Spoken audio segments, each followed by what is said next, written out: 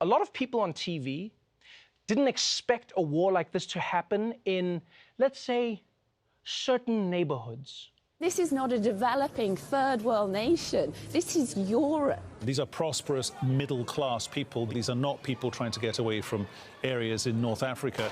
They look like any European family that you would live next door to. What could be a difference here from other conflicts, that could seem very far away, in Africa or Middle East or whatever. I mean, these are Europeans that we're seeing being killed. This isn't a place, with all due respect, like Iraq or Afghanistan. This is a relatively civilized, relatively European, I have to choose those words carefully too, city where you wouldn't expect that or hope that it's going to happen. Wow. That was you choosing your words carefully? That was the careful version? So what were you going to say if you weren't choosing your words carefully? I just hope the next time this happens, it happens back in the Middle East where it belongs.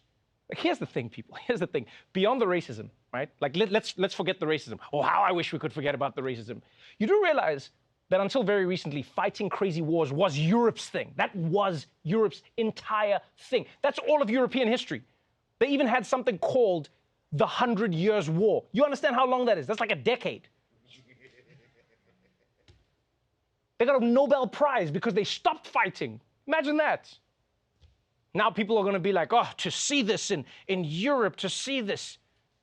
Like, I'll tell you now, I don't know about you, but I was shocked to see how many reporters around the world, by the way, seem to think that it's more of a tragedy when white people have to flee their countries. Because I guess what, the darkies were built for it? I mean, you see how they run in the Olympics, Peter. Clearly, God has given them this talent for a reason. I totally agree. I mean, even if this wasn't a war, these people would probably be fleeing their homes for fun. It's just who they are. Back to you guys in the studio.